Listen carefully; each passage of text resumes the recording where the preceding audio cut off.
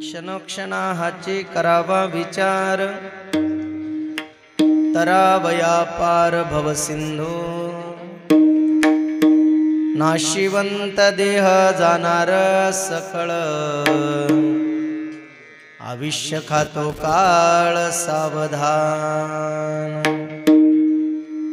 संत समागमे धरावे आवळी, करावी तातडी परमार्थी. नाशिवंत देह जाणार सकळ, आयुष्य खातो काळ सावधान. तुका म्हणे हा लोकेच्या व्यवहारे, नका डोळे धुरे भरून राहू. नाशिवंत देह जाणार सकळ, आयुष्य खातो काळ सावधान. ध्याय श्री विठ्ठलाख्यं समपद कमलम्, पद्मपत्रायताक्षं.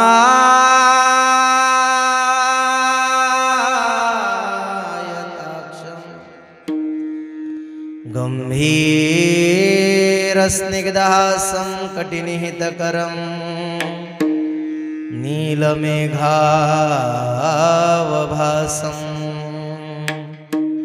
विद्विद्वाओ संवसानं मणिमयमुकुटं, कुण्डलो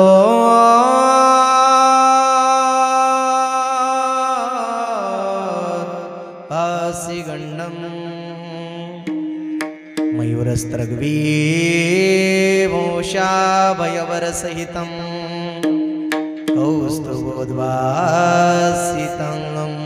पांडुरंगा करू प्रथमान, पांडुरंगा करू प्रथमान, पांडुरंगा करू प्रथमान, पांडुरंगा करू प्रथमान. तुझरे चरण संताजिया, तुझरे चरण संताजिया, जगपादाने कथेचा विस्तार, जगपादाने कथेचा विस्तार. बाबाजी सद्गुरु दास तुका, बाबाजी सद्गुरु दास तुका. गणेश भगवान विष्णु, निवृत्तीर भगवान हरः, सोपानु भगवान ब्रह्म, मुक्ताख्यात ब्रह्म चित्कला. ओम नमो ज्ञानेश्वरा, करुणाकरा दयाळा. तुमचा अनुग्रह लादलो पावन झालो चराचरी. गुरुर्ब्रह्मा गुरुर्विष्णू गुरुर्देव महेश्वरः, गुरु साक्षात परब्रह्म तस्मै श्री गुरवे नमः. तेवे मी जे जे बोले, ते प्रभू तुमचे शिकविले. मनोनी अवधारी जो आपुले, आपण देवा मस्तक हे पायावरी. या वारकरी संतांच्या किंवा मस्तक माझा पायावरी. राव निरंतरी संतांच्या, श्री संताची माता चरणावर, श्री संताची माता चरणावर, श्री संताची माता चरणावर. साष्टांग हे करी दंडवत, साष्टांग हे करी दंडवत. श्री संताची माता चरणावर,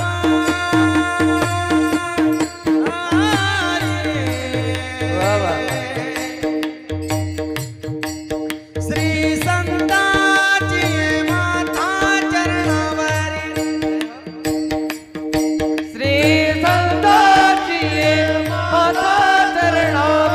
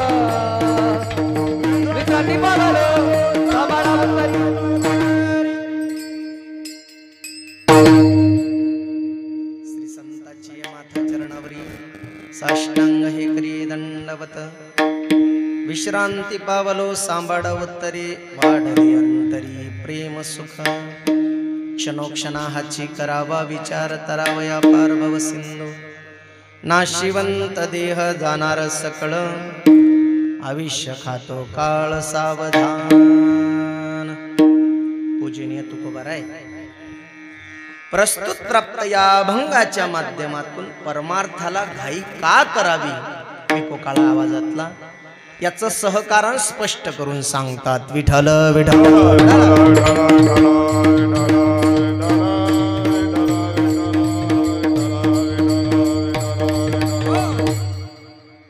बोलत असताना आवाजातला विको काढून टाकायचं साधा करायचं आणि गायन करायला लागलो द्यायचं। अभंगाच्या माध्यमातून परमार्थाला घाई का करावी याचं कारण तुकोबाराय आजच्या अभंगातून सांगतात किंवा परमार्थाला तातडी का करावी त्या संदर्भातली मीमांसा करतात। मीमांसा शब्दाचा अर्थ होतो स्पष्टीकरण देणं। मीमांसानां विचारः मीमांसानां स्पष्टीकरणः मीमांसानां सूत्रबद्ध चर्चाः। आपण परमार्थाला जीवानं परमार्थाला घाई का करायला पाहिजेत त्याचे कारण या 4 चरणात महाराजांनी सांगितलेत विठ्ठल विठ्ठल।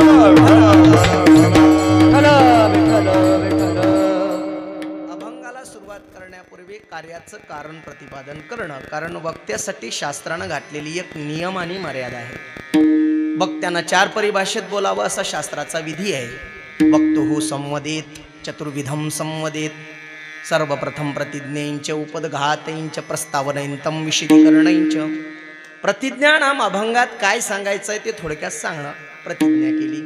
उपोद्घात यत् कार्यं वर्तमानेन भवनमा घटनस्ति तस्य कार्यस्य कारणस्य यत् प्रतिपादनं तद वक्तव्यम् उपदघातत्वं यद कार्यं वद वक्तव्यम् उपदघातत्वं। जे कार्य वर्तमान चालू आहे त्या कार्याचं कारण प्रतिपादन करणं। किम निमित्तानं कीर्तन शेवाय महाराज तुम्हा सर्व लोकांना ज्ञानतच आहे विदितच आहे।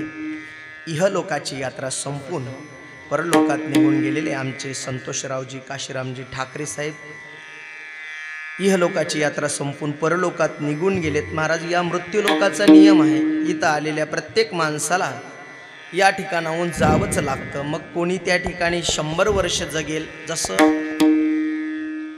अथर्व वेदाचं मनोगत आहे की कलियुगातले लोक 100 वर्ष जगायलाच पाहिजेत पण जगत नाहीत। एकोत्तरम मृत्युशत अथर्वानक प्रचक्षते। अथर्व वेदाचं मनोगत आहे की कलियुगातले लोक 100 वर्ष जगायला पाहिजेत पण जगत नाहीत। त्याचं कारण आहे कलियुगातले लोक ब्रह्म मुहूर्तावर उठत नाही। योग याग विधी आचरण आणि तप म्हणा, तप सोडून द्या, पण योग याग विधी आणि थोडंफार काही ना काही जीवनामध्ये साधना किंवा नित्य नियम लोक करत नाहीत, म्हणून कलियुगातले लोक 100 वर्ष जगत नाहीत। पण त्या निमित्तानं महाराज इहलोकाची यात्रा संपून गेल्यानंतर त्यांचे शोकाकुल जो परिवार आहे संपूर्ण ठाकरे परिवार, त्यांचे पिताश्री त्या ठिकाणी काशीरामजीराव ठाकरे साहेब, त्यांचे बंधू आहेत महाराज निलेश भाऊ काशीरामजी ठाकरे आणि श्री मंगेश काशीरामजी ठाकरे, संपूर्ण परिवाराला त्या ठिकाणी दुःख कडा त्या ठिकाणी आलेली आहे। मायबाप अल्प वयामध्येच त्या ठिकाणी आपली जीवनयात्रा संपवावी लागली। पण माणसाचं जीवन कधी संपू बाबा, माणूस जेवढा काळ जगायला पाहिजे तेवढं चांगलं जगायला पाहिजे, हे फार महत्त्वाचं आहे।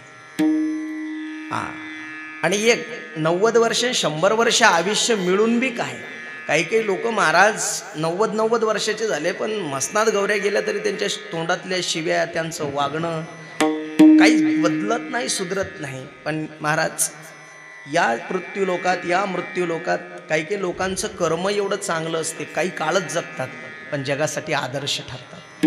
एका सामान्य कुटुंबातून जन्माला आलेली व्यक्ती आहे, पण संपूर्ण घर बदलून टाकलं, पण काळानं त्यांना गवसणी घातली महाराज, त्याला आपण काहीच करू शकत नाहीत. पण असो, त्या निमित्तानं महाराज त्यांच्या तेरवीच्या निमित्तानं ही कीर्तन सेवा या ठिकाणी करून घेतलीत. नक्कीच याचं पुण्य त्यांच्या पदरात पडल्याशिवाय राहणार नाही. कारण का महाराज, खरं तर धन्यता द्यावी लागेल महाराज त्यांना. हा धन्य त्याची माया, धन्य त्याचा बाप,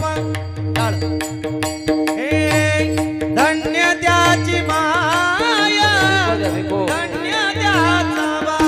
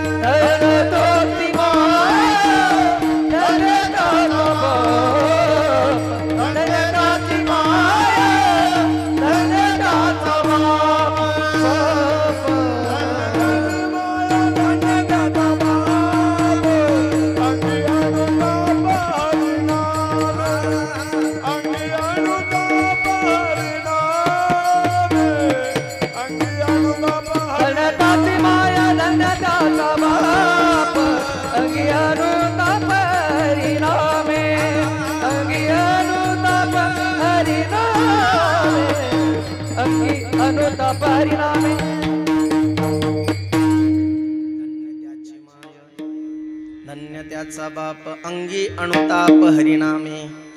खरं तर धन्यता द्यावी लागेल. कीर्तनाची सेवा करून घेतली तेरवीच्या निमित्तानं, आणि नक्कीच महाराज या हरिकीर्तनातून जेही काही पुण्य उत्पन्न होईल त्या व्यक्तीच्या चरणावर समर्पित होणार यात तीड मात्र शंका नाही. म्हणून काय निमित्त करावं महाराज, अन्नदान तर त्या ठिकाणी केल्याच जाते, पण त्या अन्नदाना समवेत जर भगवंताचं चिंतन असलं तर ते महाराज देवाला अति आवडते, अति प्रिय आहे. आणि कोणाच्याही घरात महाराज कीर्तन भजन होत नसते, भाग्यवंता घरी भजन पूजन त्याची वाटप आहे. भाग्यवंत माणसाच्याच घरी महाराज भजन पूजन कीर्तन होत असते. आणि एक महत्वाचा विषय महाराज तुम्हा सर्व लोकांना सांगायचा आहे, मृत्यू लोकात जन्माला आल्यानंतर माणसाला इथून जावंच लागते. हा मृत्यू लोकाचा नियम आहे. मग पुढची यात्रा त्याची सुरू होते त्याच्या कर्माप्रमाणे. मृत्यू लोकात आल्यानंतर, इथं आल्यानंतर माणसाचं कर्म जर माणूस विसरला तर मग त्याचे परिणाम त्याला भोगा लागतात. पण त्या कर्माची जाणीव इथं आल्यानंतर आपल्याला संत करून देतात. मृत्यू लोकात आल्यानंतर जीवाचं कर्म काय असते, आपल्याला इथं आल्यानंतर काय करावं लागते याला कर्म म्हणतात. कृती क्रिया याला कर्म म्हणतात. पण संतांनी इथं आल्यानंतर काय कर्म सांगितले जीवांसाठी? इथं आल्यानंतर आपले कर्म काय आहेत महाराज? इथं आल्यानंतर आपले कर्म आहेत महाराज. तुका म्हणे जन्मा आल्याचे सार्थक विठ्ठलाची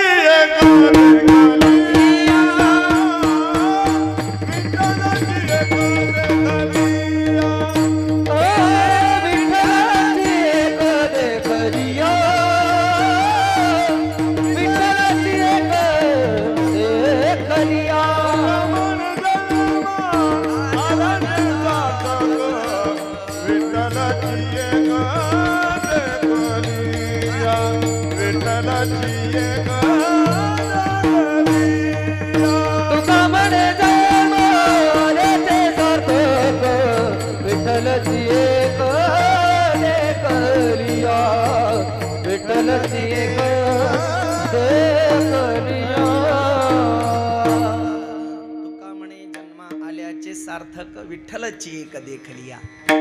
जन्माची सार्थकता पांडुरंगाच्या दर्शनामध्ये आहे आणि पांडुरंगाच्या प्राप्तीमध्ये आहे. म्हणजे सगळे कर्म माणसाचे असावेत तर भगवत प्राप्तीसाठी, स्वतःच्या स्वरूपाची ओळख करून घेण्यासाठी. पण जीव इथं आल्यानंतर कर्म विसरला म्हणून त्या कर्माची जाणीव संत करून देतात. इथं आल्यानंतर कर्म जर बिघडलेत, आता कधी कधी लोक महाराज त्या पत्रिकेवर स्वर्गवासी टाकतात किंवा वैकुंठवासी टाकतात. या लोकांना फक्त दोनच गोष्टी माहीत आहेत आणि तिसरी गोष्ट माहीत आहे नरकवासी. पण नरकवासी कोणी टाकत नाही. पण बाबा तेवढेच लोक नाही आहेत. नुसतं स्वर्ग न वैकुंठ माणसाच्या कर्माप्रमाणे जनलोक, तपलोक, स्वरलोक, मोहरलोक, भोरलोक, पाताळलोक, ब्रह्मलोक, नागलोक, योगलोक, ध्रुवलोक, वैकुंठलोक, वेगवेगळ्या लोकांमध्ये त्याला जागा मिळते. जसं गौराण म्हणून जागा दान दिली अशी एखाद्यानं गाई चरायला. पहिले जुने लोक 10-10 एकर शेती दान करत असत. महाराज हे आमची शेती 10 एकर गाईला चरायला. तर मग ती 10 एकर शेती जी गाईला चरायला दिली ना बाबा, तर त्याचं पुण्यफळ असतं. त्याचे कर्म जरी बिघडलेत तर त्या पुण्यफळाच्या भरोशावर 10 वर्ष झाल्या गाई चरून राहिल्यात तिथं.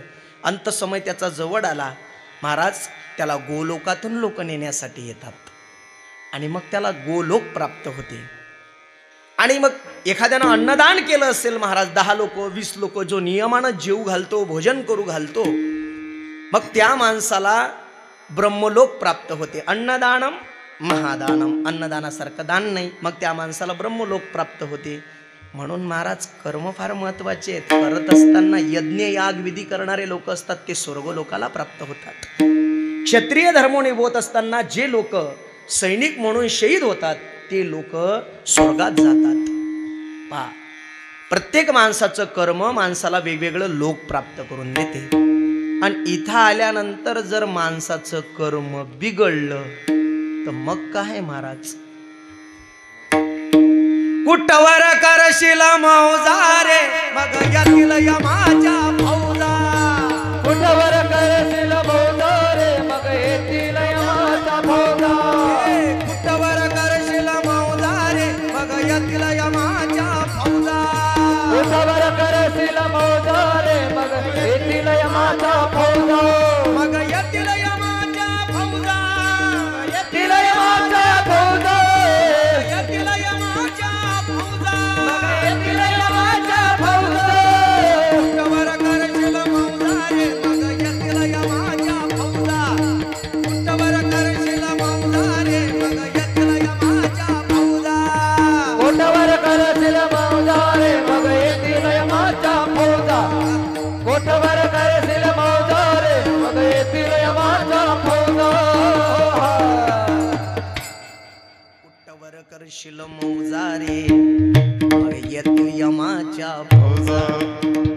मारी ती जोडी ती थोडी ती यमाचे किंकर बहुसा.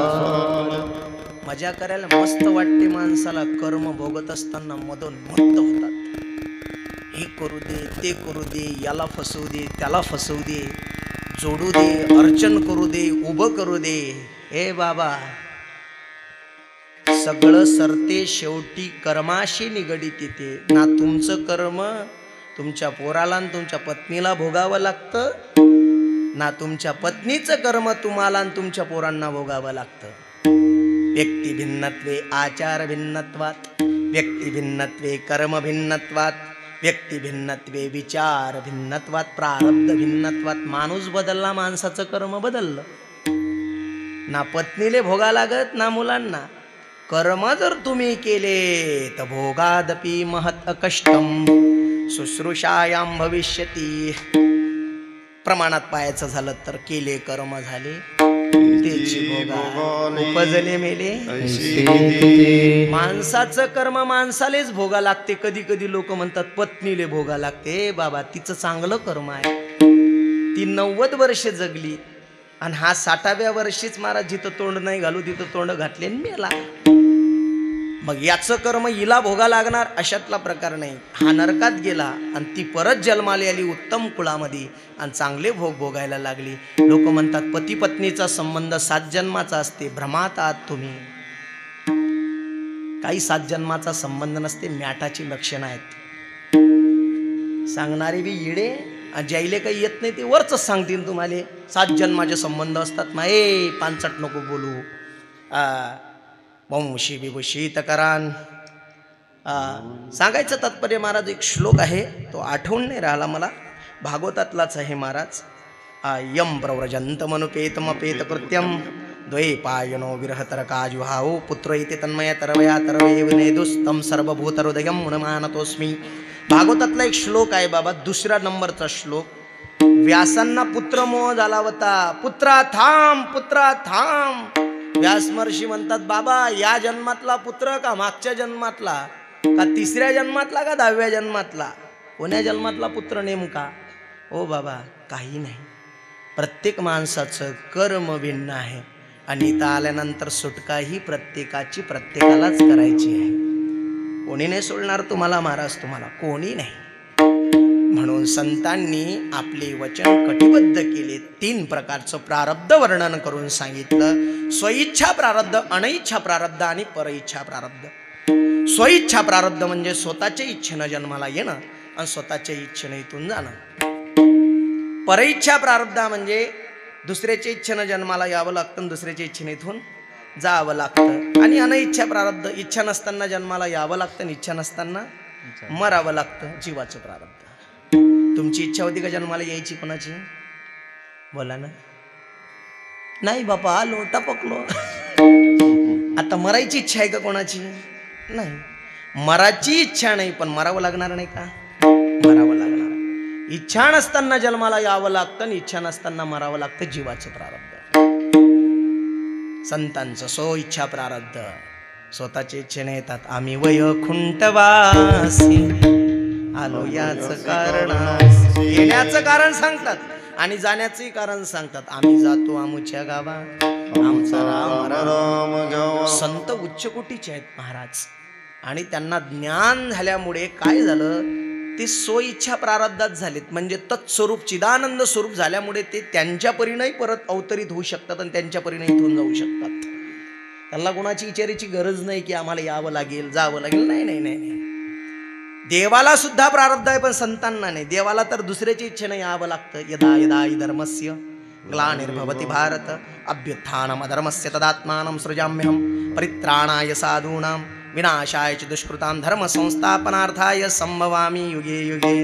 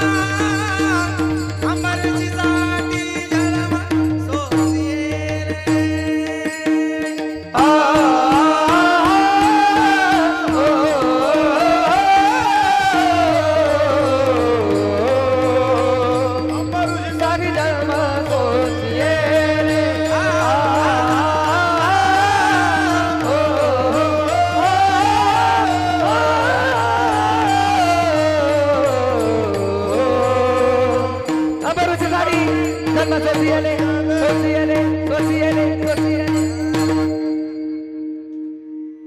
धर्मरक्षा वयावतारगेसी आपुल्या पाडीसी भक्तजना अंबऋषीसाठी कशासाठी आले? भक्ताच्या रक्षणासाठी. पण केव्हा? जेव्हा धर्म आणि संत बोलावतात तेव्हा. पण जीवाचं कर्म या ठिकाणी आल्यानंतर काय आहे ओळखता आलं पाहिजे. फक्त महाराज 3 प्रकारचं प्रारब्ध सांगितलं आहे. स्वइच्छा प्रारब्ध, अनिच्छा प्रारब्ध आणि परइच्छा प्रारब्ध. आणि 3 प्रकारच्या सत्ताही इथं आल्यानंतर वर्णन करून सांगितल्या. प्रातिभासिक सत्ता, आध्यात्मिक सत्ता आणि व्यवहारिक सत्ता. प्रातिभासिक सत्ता म्हणजे स्वप्नातली सत्ता. झोपू नका हो. 2 मिनिटाचं कीर्तन आहे. आजकालचे लोक तिरबीच्या कीर्तनात ते विनोदाची अपेक्षा ठेवतात. काय महाराज पानसटपणा लावला नेमका हेही कळलं नाही लोकांचं. आणि वारकरी संप्रदायाचं तर या लोकांना काहीच घेणं देणं नाही बाबा, काहीच नाही. संतांच्या विचाराचं यांना काही घेणं देणं नाही. संतांच्या कष्टाचं त्यागाचंही या लोकांना काही घेणं देणं नाही. अगदी जे संतांचे विचार जगाच्या समोर मांडतात त्या कीर्तनकारांना सुद्धा संतांच्या विचाराचं काही घेणं देणं नाही. सर्व खालच्या स्तराला विचार करतायत महाराज. आणि तुम्हाला सांगू, कीर्तन हे भगवत प्राप्तीचं साधन आहे. कीर्तन हे तुमचं वरचा मार्ग, परलोकाचे मार्ग मोकळं करण्याचं साधन आहे. आणि तुम्ही त्याला विनोदाचं साधन बनवता. त्यापेक्षा तमाशे बोलवा ना. विठ्ठल विठ्ठल.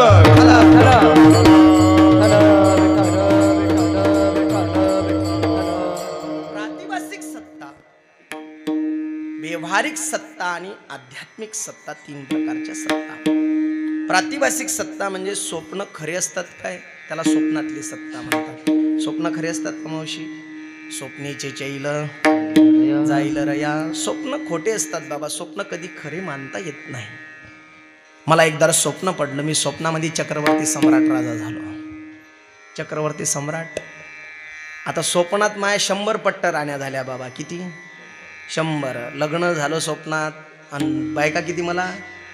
इकडे एक भेटी जाय ना. एकाच असतं मेळ बसे ना महाराज. तुम्ही 100चा आम्ही सांगतोय महाराज, दृष्टांत आहे, स्वप्नात आहे हो. आणि पाहता पाहता महाराज ते मला 100 पट्टराण्यांपासून 100 पोरं झालेत. स्वप्न एवढं रंगलं सुंदर. कोणी अंगूर घाले, कोणी चिक्कू खाऊ घाले. आता ते स्वप्न आहे महाराज. पाहता पाहता माझ्या मोठ्या मुलाचा राज्याभिषेक जवळ आला. 3.5-4 तास स्वप्न चाललं असेल ते. मोठ्या मुलाचा राज्याभिषेक जवळ आला. आणि तेवढ्यात वेगवेगळ्या देशाचे ब्राह्मण बोलावले. यज्ञ झाला, याग झाला. आणि त्याच्या डोक्यात मुकुट पडायला गेलं. जसं मोठ्या मुलाच्या डोक्यात मुकुट पडायला गेलं तसं माझे वडील येतात, कंबळक्यात लाद घालतात. उठ काळ शेणाचा पोटा. आता एवढं स्वप्न सुंदर रंगलं होतं महाराज की मी प्रत्यक्ष त्या राजमहालामध्ये होतो. आणि काही क्षणात शेणाचा पोटा आला. वयाच्या 13व्या वर्षी स्वप्न पाहिलं होतं. आज 30 वर्षाचा झालो बाबा. परत त्या स्वप्नात घुशाचा प्रयत्न केला तेव्हापासून, पण आजपर्यंत गेलो. स्वप्नीचे चैल ज्ञानदेव पाहता पाहिले. ज्ञानदेव पाहता पाहिले.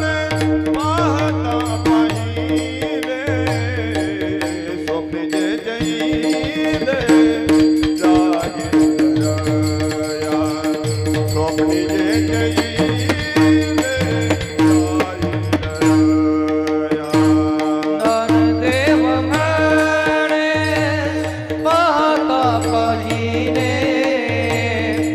ज्ञानदेव म्हणे पाहता पाहिले. स्वप्नीचे चैल जाईल रया. स्वप्नीचे चैल जाईल रया.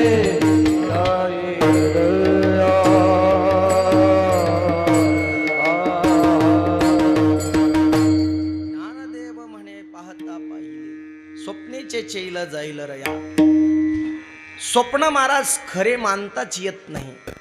मानताच येत नाही. जसं स्वप्न तुटलं महाराज एकदा की परत त्या स्वप्नात घुसता येत नाही. म्हणून ती सत्ता शास्त्रानं खोटी मानली. आणि व्यवहारिक सत्ता सुद्धा शास्त्रानं खोटी मानली, जे तुम्ही आम्ही जगून राहिलो ते. महाराज, ही सत्ता खोटी आहे का? आम्ही जगून राहिलो ते, हा व्यवहार, हा प्रपंच, पैसा, गाडी, धन, प्रॉपर्टी, अभ्यास, ह्या सगळ्या गोष्टी, ह्या आम्ही सगळ्या काय खोट्या स्वप्नात जगून राहिलो का? हो. मग हे स्वप्न कधी तुटणार आहे? अंत समयात. माणसाचं शरीर खाली टाकल्या जाते, सगळे सखे सोयरे आप्तजन आजूबाजूने बसलेले असतात, आणि महाराज या शरीरामध्ये अंत समयामध्ये कप, वात, पित्त बाहेर पडायला सुरू होते. माणसाचा कंठ दाटून येतो. कपवात पित्तेही कंठाविरोध विदौ. माणसाचा कंठ दाटून येतो आणि मग तो मुलीकडे पाहते आणि हात उचलण्याचा प्रयास करते, पण हात उचलल्या जात नाहीत. चालण्याची इच्छा होते पण पाय कृती करू शकत नाही. माणूस डोळ्यानं सगळा प्रपंच पाहतो, ज्यानं उभं केलेलं साम्राज्य, ज्यानं रात्रंदिवस जोडलेलं धन, पण त्याचा उपभोग तो त्या क्षणाला घेऊ शकत नाही. आणि मग पाहता पाहता या शरीरातून सूक्ष्म देह बाहेर पडतो. 4 देह शास्त्रानं सांगितले, सूक्ष्म देह, स्थूल देह, कारण देह आणि महाकारण देह. देह बाहेर